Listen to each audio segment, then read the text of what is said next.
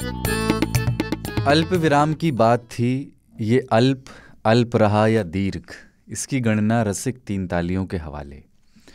पर अपने हिस्से पिछले 2 महीने में निरंतर सूनापन इसोर रहा, शुक्रवार और शनिवार के दिन खास तौर से। कभी परिपक्व, कभी भावुकता में लिपटी, कभी आह्लाद और विनोद से भरी, तो कभी प्रेम पगी उलाहनाओं से ओत प्रोत चिट्ठियों की याद आती रही। वक्त बीतता गया, लेकिन यूं ही जैसे स्मृतियों में चली आए कोई पुरानी बात, कोई धुन जिसे आपने बरसों बरस गुनगुनाया हो। सुबह और शाम, सर्दी गर्मी और बारिश, घास फूल और पत्ते जिस तरह अपनी नियत गति से लौट आते हैं। मेन बात गुरु यही है कि आपका ठेला बदकहाव उपचारात्मक बकवास वाला पॉडकास्ट 3 ताल ये भी लौट आया है। आज तक रेडियो पर 3 ताल का दूसरा सीजन शुरू कर रहे हैं ताऊ, सरदार और एक तीसरे 3 तालिये के साथ। जय हो जय हो जय हो जय हो।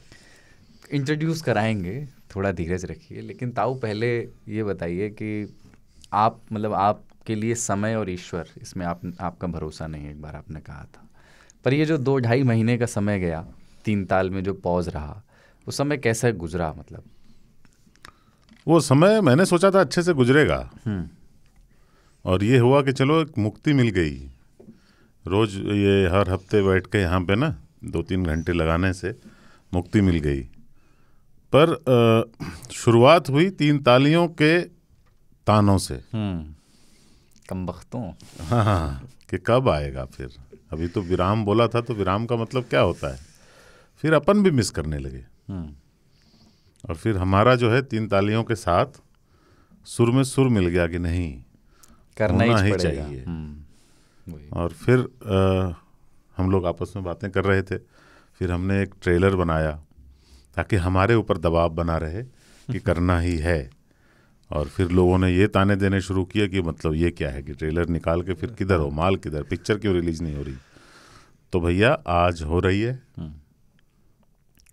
और ये भी कि इस जो नया फॉर्मेट है उसके बारे में ये बता दूं कि ये कैसा होगा। अभी विस्तार से ताऊ बताएंगे, पर अभी हम लोग ये सोच रहे हैं कि ताऊ और सरदार 3 ताल में हमेशा होंगे, और तीसरा व्यक्ति जो तीसरी ताल होगी वो कुछ लिमिटेड लोगों का एक ग्रुप होगा, और वो आपस में रोटेट होते रहेंगे। तो जो आज 3 ताल के इस एपिसोड में है, हो सकता है अगले हफ्ते भी हों, पर हो सकता है उसके अगले हफ्ते ना हो। तो इस तरह का एक रोटेशन रहेगा। तो इसलिए एक सरप्राइज़ आपके लिए रहेगा कि आज तीसरा व्यक्ति कौन है। कई बार वो आपके जान पहचान के, जिन्हें आप पहले से जानते हैं, वो लोग भी होंगे। कई बार वो कोई हस्ती, मशहूर हस्ती भी हो सकती था वो। हाँ, क्या है कि अपन ना दाल भात हैं, और किसी के घर जाओ दाल भात याद नहीं रहता, सब्जी याद रहती है कि उनके यहाँ परवल बहुत अच्छा बना था, करेले का भुजिया। यार, दाल भात बनाने में मेहनत लगती है। अपन यूजफुल हैं एक्चुअली, कोई बिना खाली सब्जी खा नहीं सकता। पर खूबसूरत बात कह लो कि सब्जी चेंज होगा। आज क्या है, दाल भात वही रहेगा। हमारा टेस्ट वही है। मैं तो भात हूँ, मेरा कोई टेस्ट नहीं है। सुगंध तो ऊपर से डाला जाता है बासमती में, ज़मीन से अब कोई खुशबू नहीं निकलती है ना। और दाल में कभी कभी कुलदीप जो है छौंका लगाते हैं बढ़िया। तो दाल पर दाल है, भात भात है। सब्जी बदलेगी, बिल्कुल नए नए तरह के आएंगे, कभी कभी नॉनवेज भी आ सकता है। तो आज की जो सब्जी है, मैं एक संक्षिप्त परिचय उनका करा देता हूँ, विस्तार से फिर वो खुद भी करा सकते हैं, ताऊ भी करा सकते हैं। इनका नाम है आसिफ खान, और ये हमारे बड़े अजीज़ मित्र हैं। खांटी बनारसी आदमी हैं। उत्तर प्रदेश के रॉबर्ट्सगंज ज़िले के दुद्धी, सोनभद्र जिले के दुद्धी के रहने वाले। अब रॉबर्ट्सगंज नाम नहीं रहा। रॉबर्ट्सगंज उसका क्वार्टर है, हेडक्वार्टर है, सोनभद्र जिला है। पर इनका दावा तो इलेक्शन टाइम में गया हूँ, और इनका दावा मिर्ज़ापुर पर भी भरपूर है। और आज तक और इंडिया टुडे की जो यूट्यूब टीम है उसके वो एडिटर हैं। आसिफ जी, welcome to 3 Taal. Thank you Kuldeep ji, thank you Tau. 3 ताल में आपका स्वागत है। हाँ, कैसे आपने 3 ताल कभी सुन पाए? इसके पहले सुना? हाँ, जब पहली बार 3 ताल मैंने देखा तो मुझे बड़ा शौक लगा कि 1 घंटा 40 मिनट कैसे देखेंगे, कैसे सुनेंगे। फिर एक दिन लगाया तो 1 घंटा निकल गया, पता ही नहीं चला, फिर बंद करना पड़ा क्योंकि टाइम की कमी थी जी। दूसरे दिन पूरा सुना, उसके बाद से वो सिलसिला बन गया। और मैं हमेशा सोचता था कि इतना अच्छा शो है, जब बंद हुआ तो मुझे भी अफसोस हुआ। और आज मुझे खुशी इस बात की हो रही है कि आज मैं इसका एक पार्ट बन रहा हूँ। और आसिफ जी के साथ ये भी है ना कि मैं दिन में एक बार इनसे, जब मैं लंच करने जा रहा होता हूँ या उसके पहले या उसके ठीक बाद, क्योंकि ये 2 ऐसे मौके होते हैं जब आपको ऑफिस में आलस घिरने की ओर होता है, तो मैं इनके साथ बैठ जाता हूँ। और नहीं, मेरे साथ भी यही सरदार कि मैं भी तुम्हारे पास आ जाता हूँ अपना और आलस। किस्सों की खान है ये, इनके पास बहुत सारे किस्से हैं। तो आप इनके सामने एक सिचुएशन लाइए, वो करेंगे अरे ऐसा तो वो एक सिन्हा जी होते थे हमारे साथ तो वो आप देखेंगे। नहीं, इसमें थोड़ा इसमें फ़र्क क्या है ताऊ और सरदार, कि हम जो भी एक्सपीरियंस करते हैं वो किस्सा ही होता है, बस उसको याद रखने की ज़रूरत है और उसको कैसे बताना है उसका एक सलीका और तरीका आपको पता होना चाहिए। हर मोमेंट एक किस्सा है, एक घटना है जो आप किस्से में आप बदल सकते हैं। बिल्कुल। और जानकारी के लिए बता दूं, आसिफ बहुत जंगली किस्म के आदमी है। हाँ, काफ़ी टाइम इन्होंने जंगल में गुजारा है। जी, पूरे 8 साल हाँ, एज ए प्रोफेशनल।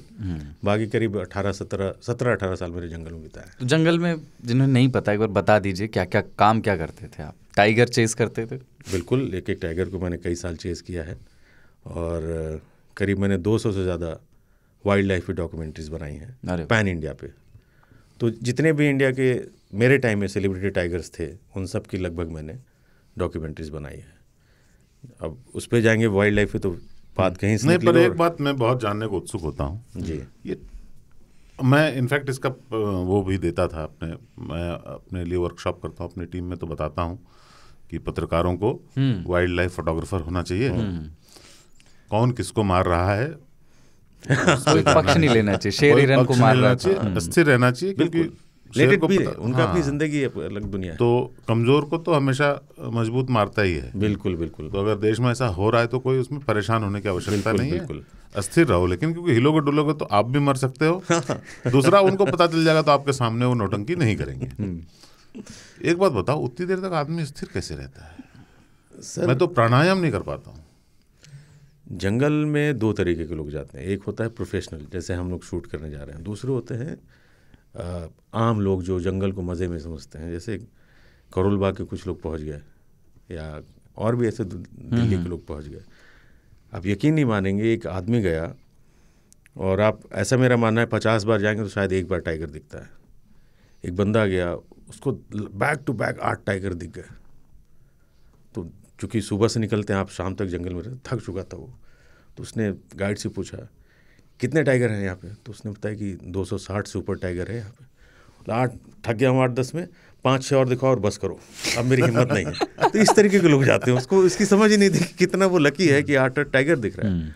कुछ ऐसे लोग पहुँच जाते हैं परिवार के साथ कि झूला कहाँ है। उसने मतलब अरे नेशनल पार्क है, पार्क वो पार्क सोचते हैं। तो एक ये वो होते हैं। और हमारे जैसे लोग होते हैं, वो तपस्या होती है हमारी कि एक टाइगर को आप वेट करने में 6-6 घंटे लग गए। इनफैक्ट एक टाइगर था B2 बांधवगढ़ का, 12 दिन एक ही जगह पे रुक करके मैंने वेट किया, सुबह से लेकर शाम तक। एक शॉट चाहिए था कि वो चक्रधारा के ग्रासलैंड से बाहर निकल के आएगा। 12 दिन वेट किया, 13वें दिन मुझे वो शॉट मिला। तो 1-1 मिनट सांस रोक के खड़ा रखने की आदत हमें बन जाती है प्रोफेशनल लोगों। वो स्नाइपर्स को जैसा धैर्य रखना चाहिए। बिल्कुल, ना, बिल्कुल। कौन सी एक एनिमी एट द गेट या ऐसी कोई फिल्म है जिसमें एनिमी एट द गेट्स। तो बड़ा पेशेंस चाहिए वाइल्ड लाइफ में। और वैसे भी वाइल्ड लाइफ से जब मैं बाहर आया तो ये जो जिस दुनिया में हम लोग रह रहे हैं वो भी वाइल्ड लाइफ ही है। हाँ, जैसे आपने कहा कि कमज़ोर को ताकतवर मार देता है, जंगल में भी वही है।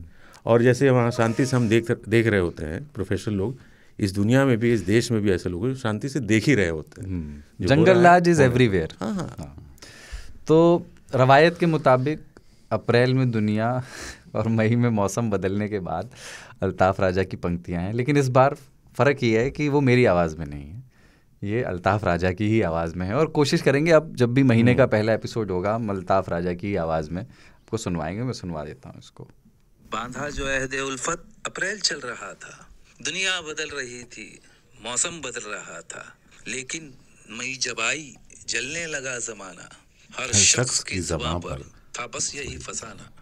और इन्होंने मतलब हमारी ख़ास रिक्वेस्ट पे तुम तो ठहरे परदेसी का ताऊ एक दूसरा वर्जन भी आया है जिसमें कहानी ही दूसरी है, तो उसका एक अंतरा भी इन्होंने 3 तालियों के लिए रिकॉर्ड किया है और ये कहा है कि अगर आपको सुनना हो तो तुमने कहा था मुझसे अब जनवरी में मिलना, मेरे मकान के पीछे पतली गली में मिलना, लेकिन वो जनवरी में तुमको बुखार आया, फिर फरवरी तलक ना तुमको करार आया।